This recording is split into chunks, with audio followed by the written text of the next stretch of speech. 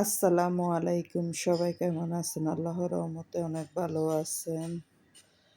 সকালবেলা কাজকর্ম শেষ করে এখন রান্নাঘরে আসলাম। এখানে ডাল বাটতেছি। এখানে ৩-৪ রকমের ডাল ভিজে রাখলাম রাত্রে। ভিজে তারপরে বাটে নিতেছি বড়া তৈরি করার জন্য। আর এখানে ছোলা বুট রান্না করতেছি।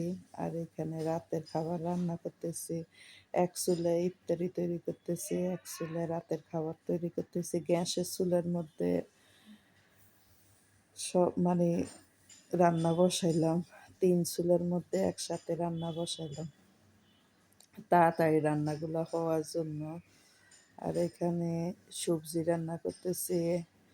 ফুলকপি আছে একটা বাসার মধ্যে। কেউ এখন ফুলকপি খাইতে চায় না। যত নিষেধ করি ফুলকপি আনতে না, তারপরেও ফুলকপি নিয়ে আসে। নিয়ে আসলে দেখা যায় রান্না করি ঠিকই, কিন্তু কেউ খায় না। বা আমার যদি ভাল লাগে আমি ১ পিস বা ২ পিস খাই। আর রোজার মধ্যে কোনো কিছু খাইতে এত বেশি ভাল লাগে না, সত্যি কথা যেইটা।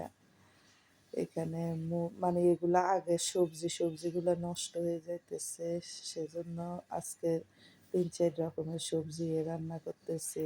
তারপরে মাংস রান্না করব। ছেলে-মেয়ে আবার মাংস ছাড়া খাবার খাইতে চায় না।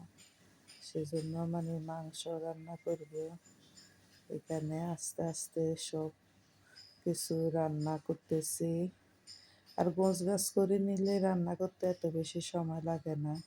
গোছগাছ করতে যা সময় লাগে, আর রান্না করার সময় যদি গরম পানি দিয়ে রান্নাগুলা করে তাহলে রান্নার টেস্টটাও ভালো হয়, তার মধ্যে রান্নাগুলোও তাড়াতাড়ি হয়। এগুলো হলো দেশি মুরগি। রমজানের মধ্যে আর মুরগি খাওয়া হয় নাই।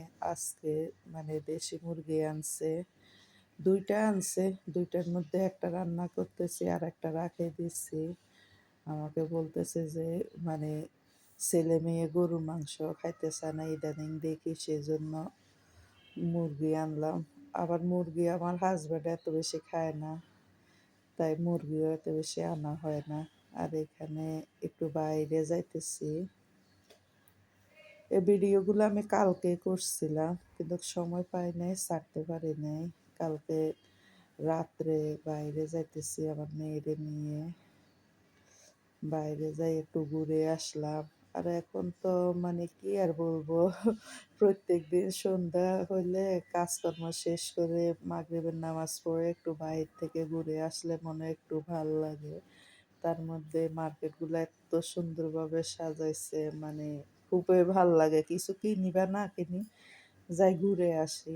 এখানে যাই